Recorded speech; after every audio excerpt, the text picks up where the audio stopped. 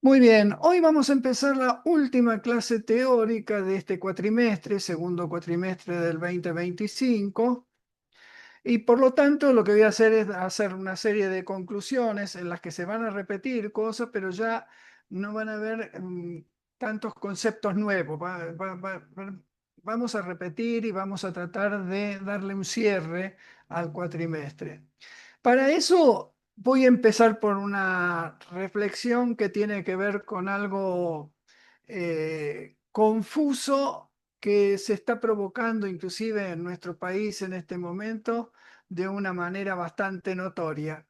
Y voy a decirles que la palabra identidad con la que yo estuve trabajando todo el cuatrimestre, ya lo dije varias veces, pero lo tengo que repetir, ¿no? Es una palabra que tiene su trampita, tiene una trampa. Si nosotros decimos yo soy, por ejemplo, qué sé yo soy así, entonces ahí caímos en la trampa. Caímos en la trampa del ser. Es una trampa ontológica. Ontología quiere decir todo lo que se trata del ser, digamos, ¿no? Entonces, la trampa ontológica, ¿en qué consiste? En que nosotros los seres humanos no somos. ¿Eh? Nosotros, acuérdense, cuando yo hablé de Rodolfo Kusch, que él nos propone algo, cambiar algo que es esencial para entendernos a nosotros en relación con los demás seres humanos. Y es pensarnos no como el yo soy, separado del estar, como si el estar no tuviera ningún problema o fuera algo totalmente accesorio, ¿no? O sea, el estar, el lugar al que pertenecemos, etcétera, etcétera, sino que él dice que nosotros estamos antes de ser. Y estamos, y cuando le vamos a aplicar el verbo ser, lo tenemos que aplicar con un gerundio, porque eso cambia todo. Nosotros estamos siendo. Por ejemplo, estamos siendo argentino, etcétera, etcétera. El yo soy tiene que ver con la base ideológica del liberalismo, el pensamiento de que el individuo puede hacerse a sí mismo, el pensamiento de que un individuo debe lograr la independencia. Yo conozco una ONG muy bien intencionada, son personas que trabajan bien, o sea, no es una crítica a lo que hacen, sino que me voy a referir al nombre de la ONG. El nombre de la ONG, que atiende una serie de discapacidades, pone como nombre vida independiente. O sea, el gran logro del ser humano es ser totalmente independiente. El ser de pronto hecho por sí mismo. Yo soy lo que soy por mí mismo. A mí nadie me ayudó. Yo logré todo lo que logré con mi propio esfuerzo. Ese yo es un yo que le estamos exigiendo a cada ser humano que vive acá, donde predomina el liberalismo de una manera que, sobre todo en estas últimas elecciones, se notó que predomina de una manera bastante importante. Incluso hasta para aquellos que tratan de ser críticos con el pensamiento liberal. Entonces, fíjense un detalle, muchos de los que explicaron el porqué de cierta derrota del movimiento populista nacional, lo explicaron en base a que hubo muchos egos que generaron internas en la política. ¿Cómo le podemos pedir a los políticos que eludan el ego si le estamos diciendo desde que nacieron, como nos dicen todos, y como todos estamos aceptando, que todos tenemos que ser independientes, que todos tenemos que razonar por nosotros mismos, que todos tenemos que pensar desde el yo soy tal cosa, y además, bueno, esa identidad, esa idea de la identidad como lo idéntico a sí mismo y estático, es una trampa. Es una trampa ideológica que no nos permite enfrentarnos a las falsas utopías que nos propone el liberalismo. Falsas porque, ojo, falsas porque yo lo estoy pensando desde otro lugar que no es desde el liberalismo. Nosotros tuvimos, desde la Revolución Francesa hasta ahora, tuvimos una serie de diferencias políticas, formas diferentes de gobiernos, pero casi todos los partidos políticos que han surgido en todo el mundo, siempre se discutió entre libertad e igualdad. La libertad se la pensó como lo opuesto al privilegio que supone que una persona tiene cuando es ayudada, cuando de pronto se le trata de dar una mano y se lo trata de incentivar para realizar alguna cosa que tiene que ver con sus sueños y con el sueño del conjunto de la comunidad a la que pertenece. Bueno, la libertad implica de pronto un desprecio de todo lo que sería el Estado. El Estado es el estar de cada país, ¿no? El ser del país es todo lo que nosotros hacemos, pero lo estamos siendo, o sea, todo lo que nosotros hacemos, no lo que somos en un momento dado. No es que el argentino de pronto es peor que los otros porque de pronto en la Argentina existió el peronismo y eso es una epidemia terrible, que es la causa de todos los males. En realidad, eso de que la causa de todos los males es un movimiento político, estamos tratando de tirar la pelota afuera. En realidad, nosotros estuvimos viendo que la psicología social nos enseña que nosotros somos responsables del decurso de una comunidad. Fíjense, en el siglo pasado, hubo un hecho muy contundente.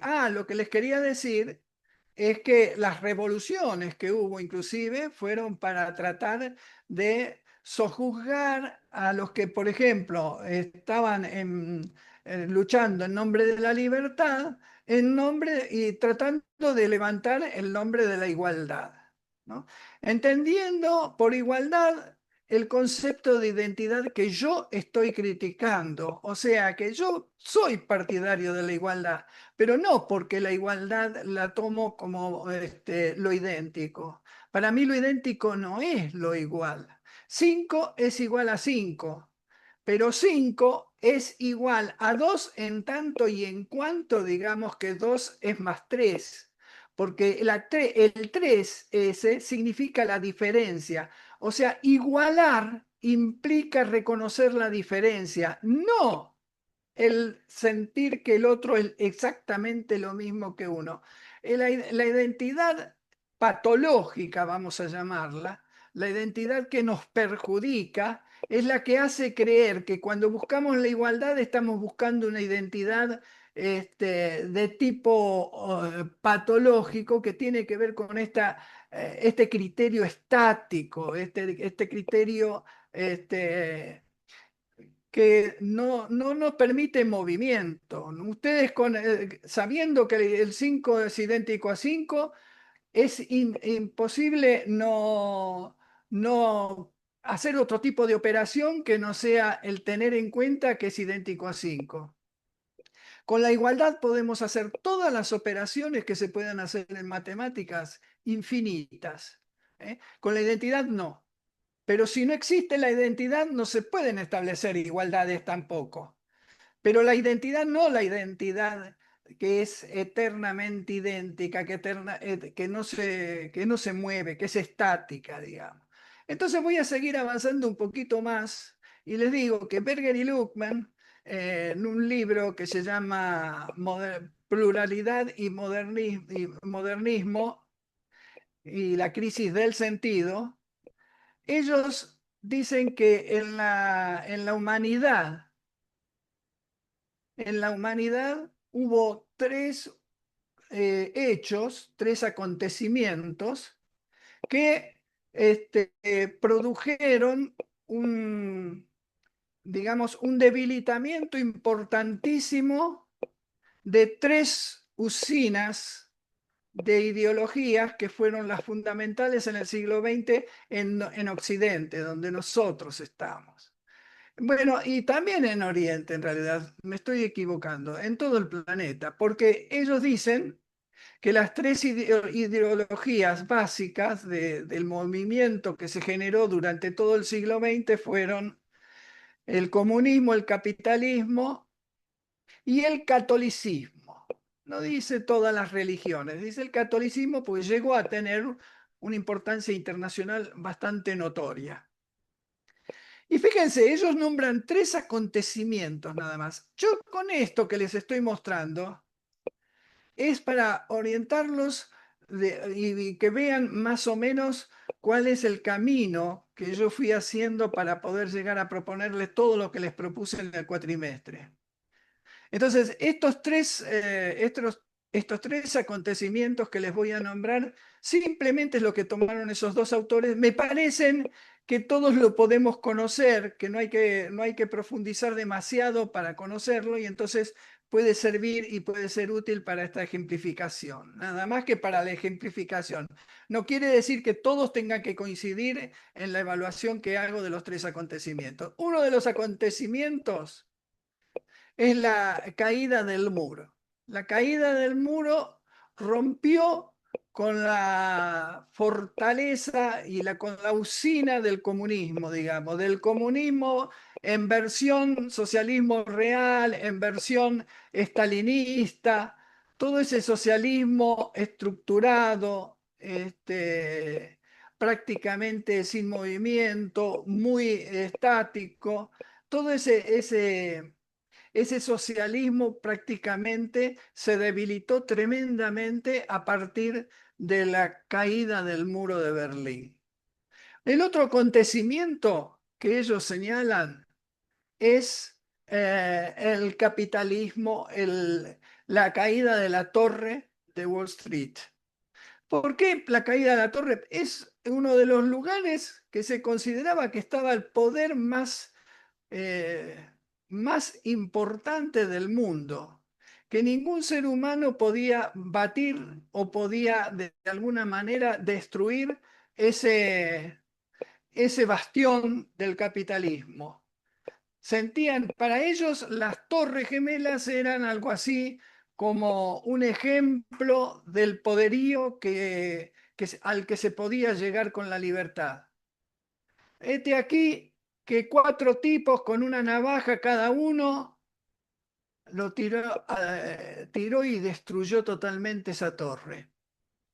No sé si ustedes recuerdan que fueron cuatro tipos, creo que eran, que en el avión sacaron al piloto, etcétera, hicieron que el avión se estrellara y destrozó toda la torre, ¿no? Ese bastión que se pensaba invulnerable se cayó y fue una demostración de que el poder nunca puede ser absoluto entre todos los seres humanos. Tipos que sin ninguna sofisticación, porque no hicieron nada sofisticado, no utilizaron unas navajas para amenazar al tipo que estaba manejando el avión y punto, nada más. Entonces, con los mismos elementos del capitalismo destruyeron una de las cosas que eran un símbolo para el capitalismo. Estos dos símbolos, el muro de Berlín, las Torres Gemelas, fueron la caída de la infalibilidad del comunismo y de la ideología capitalista. Y por último, también ocurrió algo en el año 2000 que me parece clave para nuestra cultura, me parece clave para todo lo que nosotros estuvimos permanentemente entendiendo como la piedra fundamental de todas las creencias que se entendía que era la Iglesia Católica. El Papa pidió perdón a Galileo Galilei. Esto que parece una estupidez, porque es una cosa de decir perdón, perdón, y resulta que se los dice 500 años después, que la iglesia lo torturó, que la iglesia lo encerró. El Papa que hizo, que le pidió perdón. Ahora, ¿qué tiene de importante eso? Y esto está comprendido en las otras dos ideologías que nombré, el comunismo y el capitalismo también. Lo que tiene de importante es que quedó demostrado que el Papa pedir perdón demuestra que es un hombre de carne y hueso igual que nosotros, que no es infalible. Entre los seres humanos no existe el ser humano infalible, no existe el poder absoluto.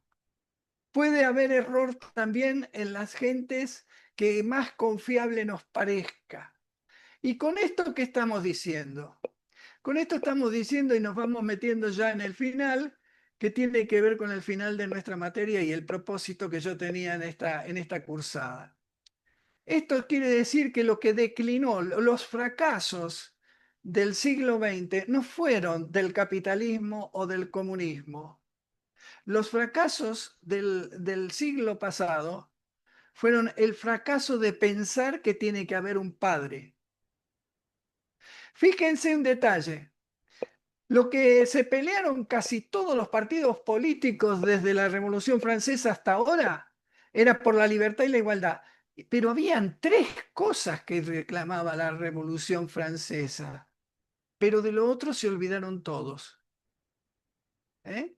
No, apostaría que muchos de ustedes en este momento no se acuerdan, porque saben que están los igualitaristas que quieren ser todo igual, y están los libertarios que pero hay otro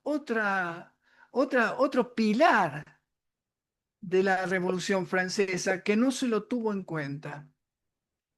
¿Por qué? Porque era atentar contra la figura del padre.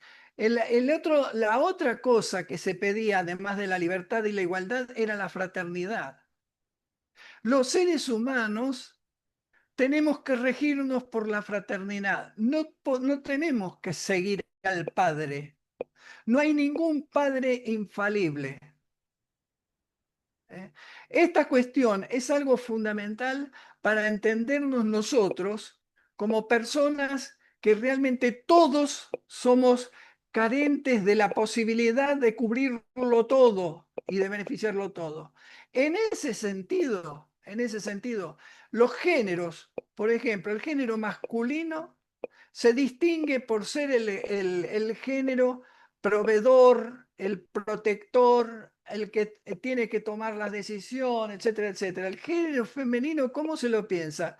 Como un género que estaba de alguna manera carente de ese poder fundamental que era el falo. Freud lo simbolizó en el falo, pero en realidad se suponía que ahí en ese falo era la única posibilidad de ejercer sus potencias el ser humano.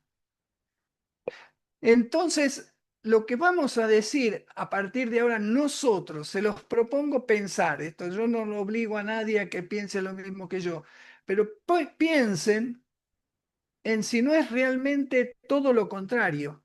¿Por qué no empezamos a pensar que todos somos femeninos en el sentido de que ninguno es todopoderoso, que ninguno tiene la capacidad de ser padre de otro? ¿Por qué no pensarnos todos, así como Freud pensó la universalidad del pene como la universalidad que supone la posibilidad de lo masculino como forma de desarrollo del ser humano? ¿Por qué no pensarlo con otra lógica distinta que no es la del dominar a todos, no es la de dominar al hijo, no es la de dominar al que está sometido, y no es la de someter a nadie? ¿Eh? Esa lógica es la lógica femenina. ¿Por qué? Porque se supone que el género femenino se supone que no nació con el falo, que sería lo que daría el poder de dar vida y de generar vida, pero no es cierto.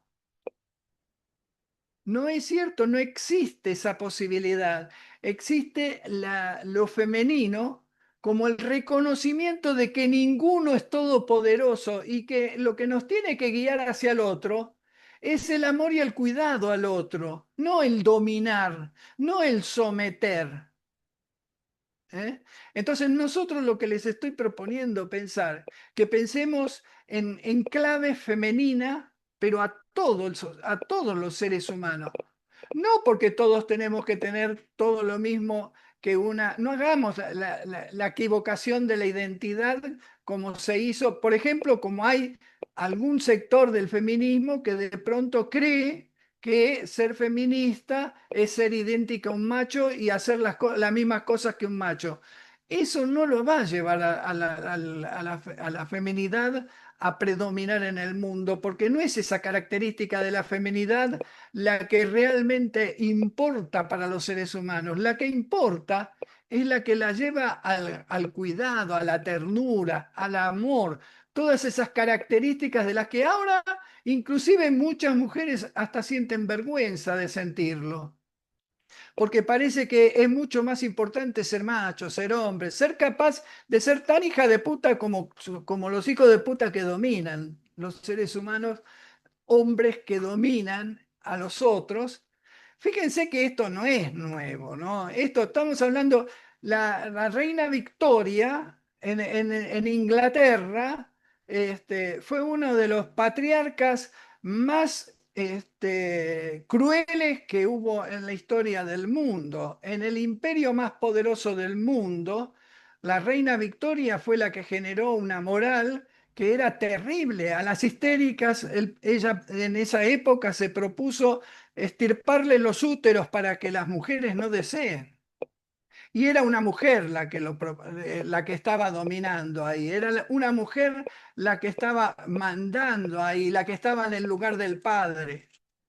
Entonces, no es eso lo que yo les estoy proponiendo como femenidad, sino que de lo que les estoy proponiendo es otra cosa. Y las otras cosas, ¿dónde podemos ver signos de ese cambio, digamos? ¿Dónde podemos ir orientándonos? Bueno, empecemos por ver algunas cositas como para que se orienten. Hay profesiones nuevas desde hace 20, 30 años, por ejemplo, la enfermería. La enfermería es una profesión nueva, tendría que haber sido anterior a la medicina.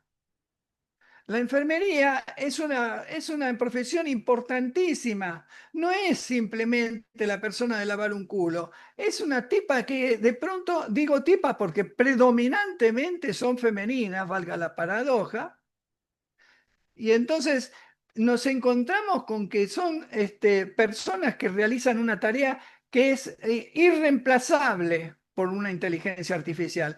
Vos por una inteligencia artificial y con un robot podés darle el remedio en el horario exacto, sin fallar, y mucho mejor que cualquier ser humano a otro ser humano.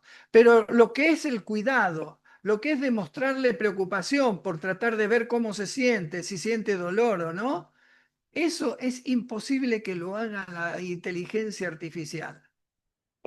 Era, bueno, no me acuerdo. Había una película donde el tipo se hizo una muñeca inflable y le hacía decir todo lo que quería y todo eso a la mujer. Al final la tiró del coche porque no la aguantaba más. Este, uno puede hacer que la inteligencia artificial le conteste algo a uno y todo eso, pero lo que es la preocupación del otro ser humano por uno, para tratar de que ese uno pueda superar esos obstáculos que le producen tanto sufrimiento como son los síntomas que no les dejan realizar sus sueños, eso no lo puede hacer ninguna inteligencia artificial, ni las más grandes de las computadoras. El día que se le caiga una lágrima a una computadora porque a una persona se le murió un hijo, va a ser algo fabricado por el hombre. La lágrima no le va a brotar a la computadora por más cosas que le pongan a la computadora, y por más parecida que la hagan al ser humano, porque la inteligencia no llega a eso. La inteligencia no llega.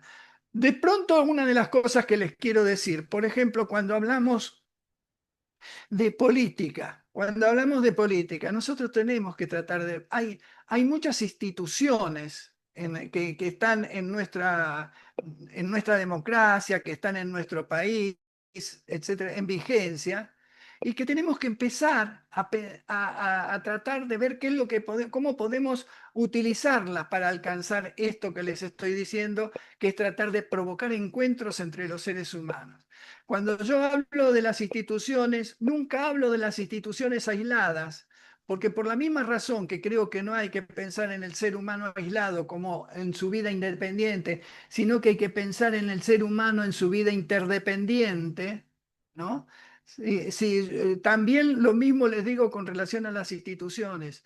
Yo creo que siempre que estudiamos problemáticas que se dan en las instituciones, tenemos que pensarla a la institución en su relación con otras instituciones, a la institución con relación a todos sus desarrollo interno, a todas las fracturas internas, choques de roles, etcétera, etcétera, en forma interna. Y también hay que analizar las instituciones con relación a lo transinstitucional. De alguna manera, lo transinstitucional es el relato ideológico, el relato sobre lo que se fundan todas nuestras acciones. Nosotros tenemos dos o tres ideologías, podemos decir. La conservadora, que intenta retomar el poder establecido tradicionalmente, etcétera, etcétera. Está el liberal, que cree que de pronto puede hacer las cosas en base a su razonamiento y a los méritos, que acumula méritos para poder, muy importante tener muchos 10 para poder mostrarlo, para que después sea aceptado en todos lados, ¿no? Todo lo que de pronto logramos sin que nadie nos ayude, como si se pudiera tomar un colectivo sin que haya un colectivero. De pronto, todas estas cosas que tienen que ver con el esfuerzo científico, etcétera, etcétera, son cosas que nos van alejando de nuestro verdadero camino, que yo les propongo que sea un camino feminista, un camino que está surgiendo en la política por ONGs, por diferentes organizaciones que no son necesariamente el partido político. Ojo, yo no desprecio los partidos políticos porque es casi la única manera hasta ahora de poder hacer que se concreten leyes que puedan fortalecer estos movimientos. Pero para que estos movimientos perduren, para que estos movimientos tengan una permanencia en el tiempo, es imprescindible generar partidos políticos que lo pongan en práctica. Pero también hay que hacer movimientos sociales que evidencien todo aquello que nos lleva en una dirección de comprensión al otro. La persona que de pronto, nosotros tenemos muchas cosas que nos aburren en la vida, por ejemplo, hacer una cola en el banco, muchas cosas que nos aburren. Pero hay gente que dice que está aburrida porque no le gusta el trabajo que hacen, lo hacen de una manera mecánica, la rutina los tiene aburridos. Ahora yo les digo, una persona que está aburrida en una sociedad donde hay un pibe que duerme en la calle, es una persona que se le está olvidando una parte humana muy importante. Con esto yo creo haber más o menos redondeado lo que quería decirles durante el cuatrimestre. Ojalá que les sirva a alguien para reflexionar sobre algo que le puede interesar.